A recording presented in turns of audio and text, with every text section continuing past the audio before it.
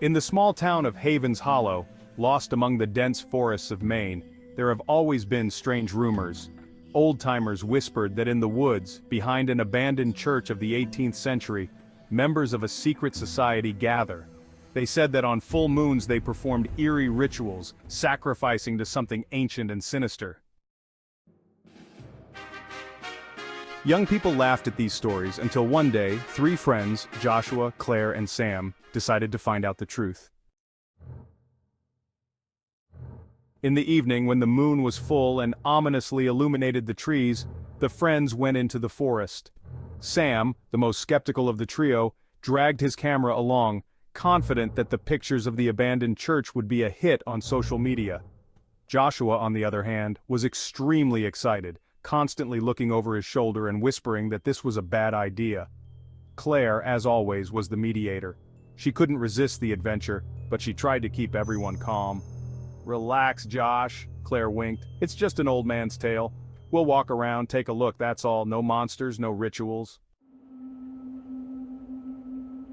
As they got closer to the church, however, their laughter died down. The old building looked like its chiseled windows were staring straight into their souls. The windows were broken and the roof was caved in, but a strange greenish light glowed inside. "Do you see that?" Joshua whispered. "Someone's inside. Maybe vagrants? Or teenagers just like us," Sam suggested, but his voice shook. The friends cautiously approached one of the windows and peered inside. What they saw made their hearts sink. In the center of the church, where the altar had once stood, was a circle made of black stones. Around it stood figures in dark cloaks with hoods that hid their faces. They held candles in their hands, the flames of which burned with a green light. In the center of the circle lay a man. His hands and feet were bound and his face was contorted with horror. One of the members of the society raised a dagger with a hilt decorated with strange symbols. "O lux tenebris accipe hans animam, we must leave," Joshua whispered, grabbing Claire's hand. "Now!" But Claire and Sam didn't move.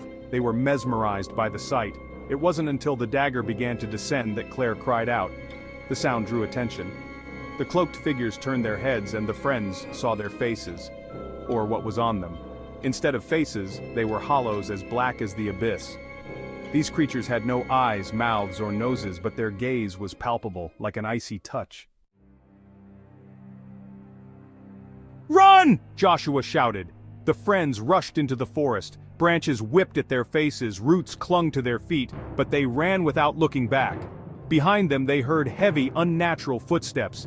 It was as if the creatures were not moving with their feet, but sliding along the ground. "This way!" Claire shouted, pointing to an old path. But as soon as they turned, darkness surrounded them. The moon no longer illuminated the forest and even Sam's flashlight began to flicker. It was as if nature itself was against them. "We're not getting out," Joshua moaned. "Shut up!" Claire said sharply. "We'll find a way." Their pursuers seemed to be toying with them. The footsteps came and went, but they knew they were still close. Suddenly, a cloaked figure appeared from behind the trees. Claire screamed, but Sam lunged forward, trying to push the creature away. His hands went through the figure as if it were made of smoke. The creature swung its arm and Sam fell as if hit by an invisible force.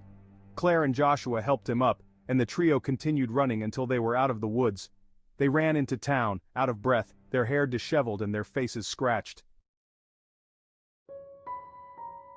The next day the friends went to the police, but no one believed their story.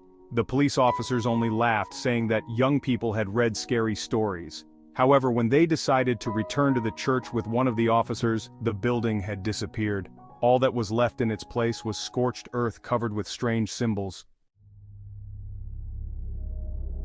Sam began to notice strange shadows in his room at night. Claire constantly heard whispers when she was alone, and Joshua, who was always the most cautious, just disappeared one day. He was found a week later in the woods, sitting by the very spot where the church had once stood. He kept saying the same thing, "O lux tenebris, accipe hans animam."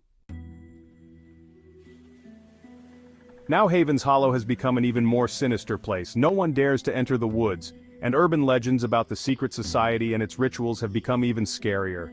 People whisper that the society still exists and is looking for new victims, and if you hear whispers in the dark or see a greenish light in the woods, run. But remember, Sometimes curiosity is the first step to death.